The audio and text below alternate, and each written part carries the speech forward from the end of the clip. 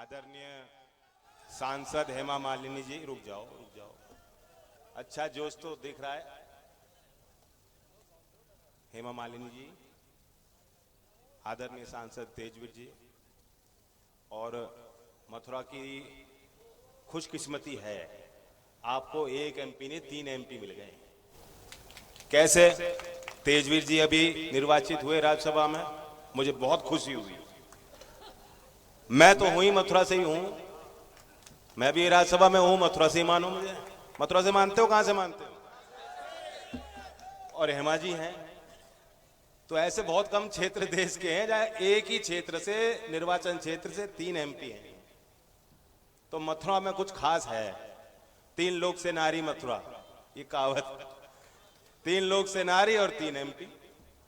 मंचासीन पूरन प्रकाश विधायक जी, रविकांत गर्ग जी, भारतीय जनता पार्टी और हमारे पार्टी के सभी नेतागण, पदाधिकारी, सामने बैठी सरदारी, मातृशक्ति। अब एक्चुअली सरदारी हम कहते हैं, लेकिन सरदारी कौन है? घरवाली। और आप आती नहीं हो सभाओं में। अभी मैं मार्च में भी ये कहा कि महिलाओं को लाते ही नहीं है लोग। 50% तो वोट है, ये लोग नहीं ला रहे आपको। आपको खुद आना चाहिए, आपकी कैंडिडेट महिला हैं। तो इसलिए बागडोर चुनाव की कमान आप अपने हाथ में लीजिए, और आगे समाज में भी आपकी भागीदारी बढ़ी रही है। महिला बैठी कम है, ये तो बहुत कम है। मैं त्योहारों की भी बधाई दे दूं। आज ईद भी है, नवरात्रे भी चल रहे हैं, और हम सब की प्रार्थना है कि देश भर में अमन, चैन, सुख सब तक पहुंचे, आपको दस्तक दे, खुशहाली आप तक पहुंचे। ये क्षेत्र बहुत खुश हुआ जब आपसे जुड़े हुए एक नेता की पहचान देश भर में गई। 53 लोगों को अब तक भारत रत्न दिया गया है। उन 53 महान नेताओं की संख्या में चौधरी चरण सिंह जी का नाम अब हमेशा हमेशा के लिए दर्ज हो चुका। इस फैसले में भी आपका बहुत बड़ा योगदान मैं मानता हूं, क्योंकि जब तक राजनीतिक और सामाजिक शक्तियां संगठित नहीं होती तो कोई संज्ञान नहीं लेता। चौधरी साहब ने इतने बड़े बड़े काम कर दिए, ये क्योंकि आपके संगठन शक्ति के कारण है कि भारत सरकार ने आज संज्ञान लिया। चाहते तो बहुत लोग पहले हो सकता था, पूर्व की सरकारों को करना चाहिए। अब सरकार आई है और उसने आपकी कदर रखी, आपका सम्मान किया, सम्मान बढ़ाया, और अब फैसला आपको करना है। तो ये चुनाव हम लोग भी देख रहे हैं, लगातार प्रचार में जा रहा हूं, हर जगह यही कहानी। और मथुरा में तो विशेष है, यहां तो सामने कैंडिडेट ही नहीं दे पा रहे थे, पूरा कंफ्यूजन है। पहले वो लाए बॉक्सर, बॉक्सर ने कहा लो मैं तुम्हें नॉकआउट कर दूंगा, बॉक्सर ने हाथ जोड़ लिए, वो बीजेपी में ही शामिल हो गए। अब बाकी जो है, जिनकी खराब किस्मत है, वो अब उम्मीदवार बने हुए हैं विपक्ष के। उनकी किस्मत अच्छी नहीं है, उनकी किस्मत आपके हाथ में है। अपने तकदीर का फैसला लेना है। लोकदल और बीजेपी एक है, अब कोई गुंजाइश नहीं, कोई कमी नहीं, कोई कसर मत छोड़िएगा।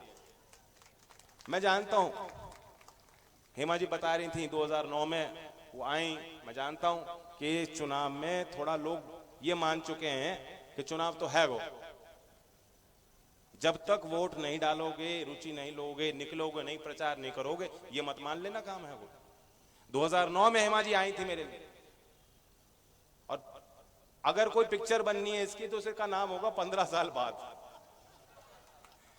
तो घूम के वापस हम लोग वापस आ गए। मुझे क्या मालूम था हम लोग फिर चुनाव लड़ेंगे आमने सामने। अब तो नहीं होगा, अब नहीं होगा। अब हो सकता है आप मेरे लिए प्रचार करने आए,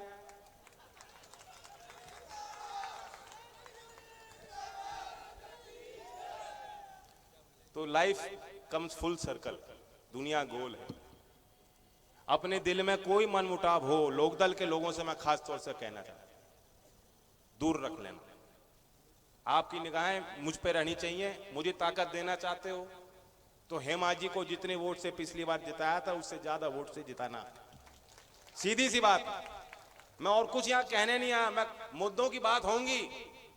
और आप जानते हो, अगर मैंने फैसला लिया है किसानों के हित को देखते हुए, राष्ट्र हित को सर्वोपरि रखते हुए, यह फैसला हमने लिया और एनडीए में आए। और मुझे मन में, दिल में अच्छा लग रहा है बहुत, यह भी बता देता हूं। कुछ चैनल वाले चला देते हैं बीच बीच में बेकार की खबर, कुछ तो दिखाना ही है उनको मसाला, तो मसाला लगा के दिखाते हैं। लेकिन आपको बता रहा हूं, आज मैं दिल से बहुत प्रसन्न हूं। पुराने चेहरे मुझे दिखाई दे रहे हैं जिन्होंने मुझे चुनाव लड़ाया, पहली बार एमपी बनाया, आज हम लोग दोबारा एक मंच पे आए। और ये फैसला आपके कारण मैंने लिया, आपका दबाव मुझ पे था। बहुत लोग आते थे मुझसे मिलने, कहते थे जयंत वैसे तो हम तेरे हैं। तो मैं पूछता था कहां हो, कि जी हम बीजेपी में हैं। लोकदल में है नहीं, सुझाव मुझे दे रहे हैं, सहयोग मुझे कर रहे हैं, आशीर्वाद मुझे दे रहे हैं, कह रहे हैं हम तेरे हैं, पार्टी में नहीं आना। तो मैं सोचता था मन ही मन के इसका फायदा क्या है, मुझे तो कोई फायदा मिल नहीं रहा। आप कह रहे हो आप मेरे हो, लेकिन आप मेरे हो नहीं सकते। तो ये एक दबाव मुझ पे था।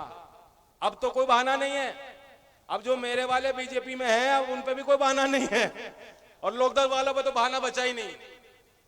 जब दोनों साथ आ गए, अब किसी का कोई बहाना, कोई मनमुटाव दिल में मत रखना। इसलिए मैं कह रहा हूं, फैसला बिल्कुल स्पष्ट रखना।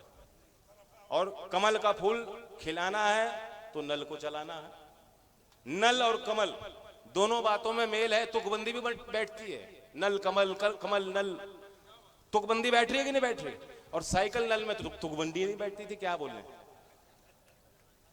ज्यादा पानी निकलेगा साइकिल फिसल जाएगी, और यहां ज्यादा पानी निकलेगा उतना कमल और खिलेगा। तो ये नेचुरल मेल है। और किसानों के साथ मुझे वफादारी करनी थी। मेरी वफादारी किसी अन्य दल और दल के नेता के साथ नहीं है, मेरी वफादारी आपके साथ है। वो रिश्ता मेरा आपके साथ कल था, है और रहेगा।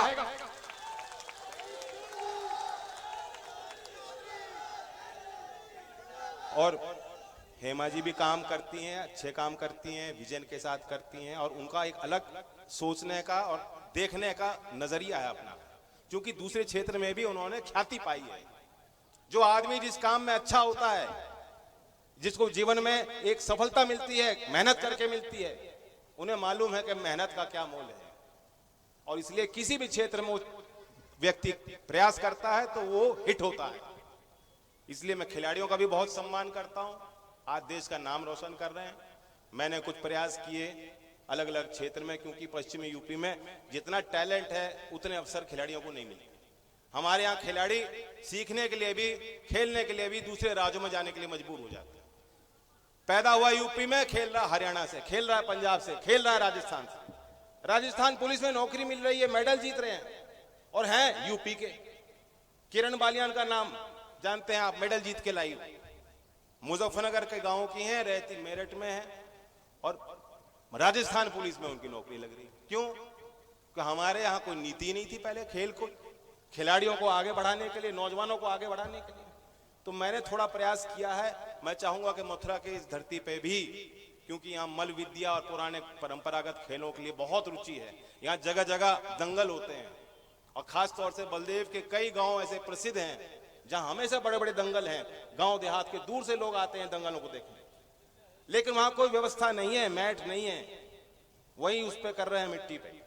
तो हम लोग मिलकर प्रयास करेंगे किसानों के लिए, खिलाड़ियों के लिए, नौजवानों को आगे ले जाने के लिए, देश के लिए। और मोदी जी का एक अपना विजन है काम करने का तरीका। चौधरी साहब की जो ईमानदारी थी वो आपको मालूम है, आज सरकार की ईमानदारी आपको दिखाई दे रही है। ईमानदारी कैसे है कि बिचौलिए की जरूरत नहीं है। पहले जो अफसर है वो तय करता था कि लाभार्थी कौन बनेगा। सत्ताधारी पार्टी के कार्यकर्ता यूं कॉलर उठा के जाते थे थानों में और दफ्तर में, हाँ बताओ हम दिलाएंगे, हम दिलाएंगे, पेंशन करानी हम कराएंगे। अब उनके बस में नहीं है। जो योजना दिल्ली बनती है, लाभार्थियों की जानकारी ऑलरेडी है, डेटा है, सीधा खातों में पैसा जा रहा है।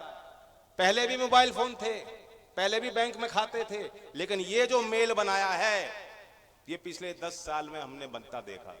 तो इसलिए क्रेडिट मैं देता हूं मैं देश की जनता के गरीब व्यक्तियों की तरफ से एक आभार सरकार को व्यक्त करता हूं। और इस ओर हमें और गति बढ़ानी होगी, ऐसी योजनाएं और बनानी होंगी लाभार्थी को पहचान करते हुए, जो मजदूर को सीधा फायदा मिले, कामगार को सीधा फायदा मिले, कारीगर को सीधा फायदा मिले, जो कुम्हार है, लोहार है, सुनार है, जो ताले बनाते हैं, जो छोटे काम करते हैं, जो मूर्तिकार हैं, जो नाव चलाने का काम करते हैं, सीधा उन तक कैसे लाभ पहुंचे सरकारी योजनाएं, ऐसी व्यवहारिक हम लोग बनाने के लिए प्रयास करेंगे। और बाकी अब कुछ कहने की बात है नहीं, 26 तारीख का चुनाव है और इस समय, काम के समय में आप आए, ये बहुत बड़ा आशीर्वाद आपने दिया। मैं देख रहा हूं हर खेत में लोग हैं, कटाई चल रही है, पूरी भारी कटाई। ये आपका प्यार आपको खींच लाया, ये प्यार है, ये प्यार है, ये भावना है। आपने सम्मान किया हम सबका। अब 26 तारीख में भी सम्मान रख लेना।